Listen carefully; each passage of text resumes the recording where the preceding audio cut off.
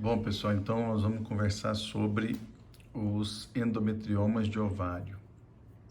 O endometrioma de ovário é um tipo de lesão de endometriose que ocorre nos ovários, né? São lesões que podem ocorrer em qualquer paciente que tem endometriose. Então, só para lembrar vocês, a endometriose ocorre quando nós temos um tecido semelhante ao endométrio, que seria um tecido que fica normalmente dentro da cavidade uterina, né? Quando nós temos esse tecido semelhante ao endométrio fora do útero, ou seja, próximo das trompas, próximo dos ovários, na parte posterior do útero, próximo aos ligamentos, enfim. Isso é o que a gente chama de endometriose.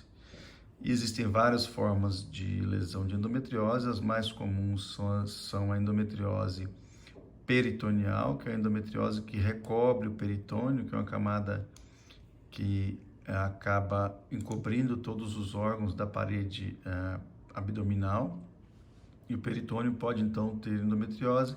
Habitualmente a endometriose peritoneal é chamada e conhecida de endometriose superficial, porque ela não aprofunda em direção aos órgãos e os tecidos.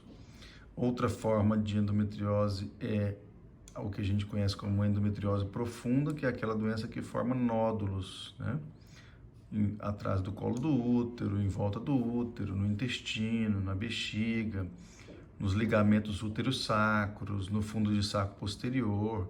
Então, esse é um outro tipo de lesão de endometriose. E a terceira forma de lesão, que é então a endometriose profunda de ovário, nós chamamos de endometrioma de ovário. Então, o que é o endometrioma de ovário? É quando a endometriose penetra no ovário e esse endométrio fica aqui dentro e nós vamos ter um acúmulo de sangue dentro do ovário. Esse tipo de lesão, o endometrioma de ovário, também conhecido como cisto de chocolate, né?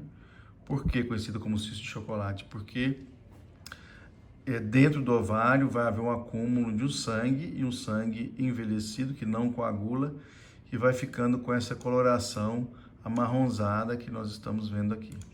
Então, quando a paciente vai ser submetida à cirurgia, que é feita a abertura do ovário, esse líquido, esse sangue envelhecido com aspecto de chocolate, ele então é aspirado e drenado do ovário. Por isso ele é chamado de cisto de chocolate, é o nome que foi dado por um médico chamado Sampson, isso lá em 1917. Para vocês verem há quanto tempo essa doença já é descrita, já é estudada, né? Então, o endometrioma de ovário, ele pode ser unilateral, ou seja, se localizar em um ovário só, pode se localizar nos dois ovários, pode haver mais de um endometrioma no mesmo ovário, isso também é uma possibilidade, né? E o que o endometrioma pode provocar, né? Ele é uma forma de lesão de endometriose, portanto, pode estar associado a um quadro de dor pélvica, né? Como todas as lesões de endometriose, cólica menstrual, dor na relação sexual, além da própria infertilidade. Como que aparece o endometrioma? Por que ele surge? Bom, suponhamos que a mulher tenha endometriose já na pelve. Então, ela pode ter endometriose, pequenos pontos de endometriose, muito próximos à superfície do ovário. E o que acontece? Quando a mulher tem um processo de ovulação, quando há um crescimento do folículo dentro do ovário, e esse folículo tem o líquido folicular, e lá dentro tem um óvulo, né, que está aqui dentro do folículo, óvulo. Quando o folículo vai romper, ou seja, quando vai haver a ovulação, acontece uma abertura no folículo, ou seja, o folículo se rompe, ele abre, e esse líquido, então, folicular, ele sai do ovário junto com o óvulo, e habitualmente, o que acontece? O óvulo, ele vem e é captado pela trompa e entra na trompa, aonde vai ser fecundado pelo espermatozoide quando ocorre a gravidez. Então, quando há ovulação, abre-se um orifício aqui, um buraco, né, na superfície do ovário.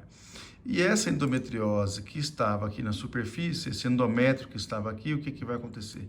Ele pode entrar, então, para dentro desse espaço vazio, onde tinha o líquido folicular, e se alojar aqui dentro.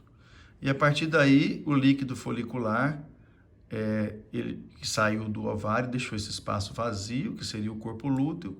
Esse corpo lúteo ele vai sendo preenchido por endométrio, que vai provocando esse sangramento e vai fazendo com que aquele espaço vazio se transforme, então, em um endometrioma de ovário. Essa é uma das teorias, é a teoria que mais é fácil de se explicar o surgimento, então, do endometrioma de ovário.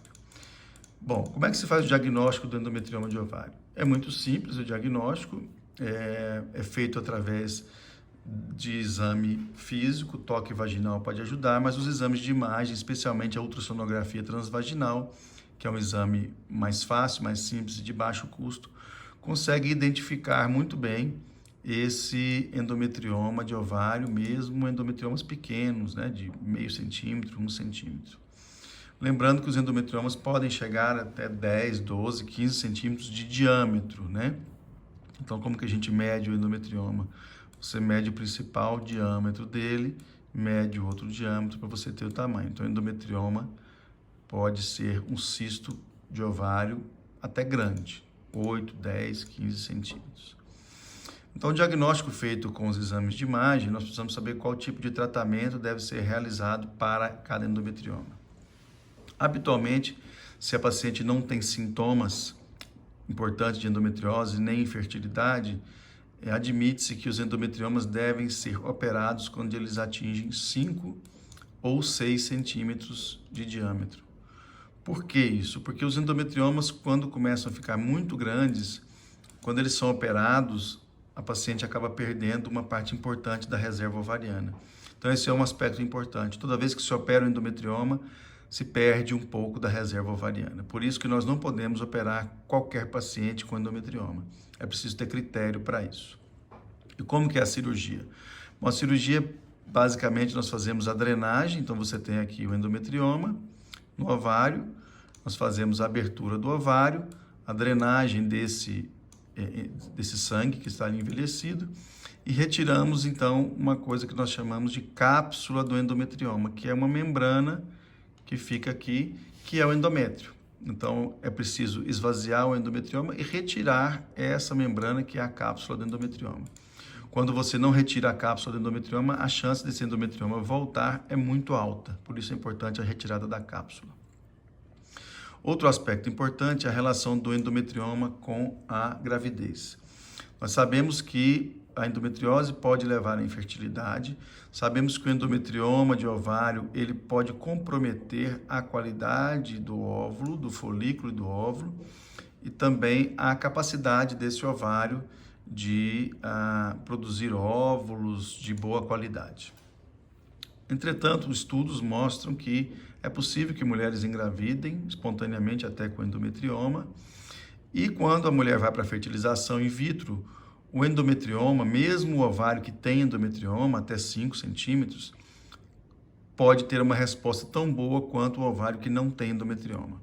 Então, não há necessidade de fazer a cirurgia de retirada de endometriomas de até 4, 5 centímetros para a realização da fertilização in vitro. É possível fazer a fertilização mesmo com esse endometrioma. Agora, endometriomas que passam de 5 centímetros, o ideal é que ele seja operado antes da fertilização in vitro, né? Então, esses são os principais aspectos do endometrioma. Outra coisa, quando a paciente é submetida a uma cirurgia de retirada de endometrioma e não quer engravidar, o ideal é que ela faça uso de anticoncepcional para diminuir a chance de recorrência desse endometrioma. Então, esses são os principais aspectos e depois nós voltamos com outros assuntos para vocês verem aí nos vídeos, tá bom? Tchau, tchau.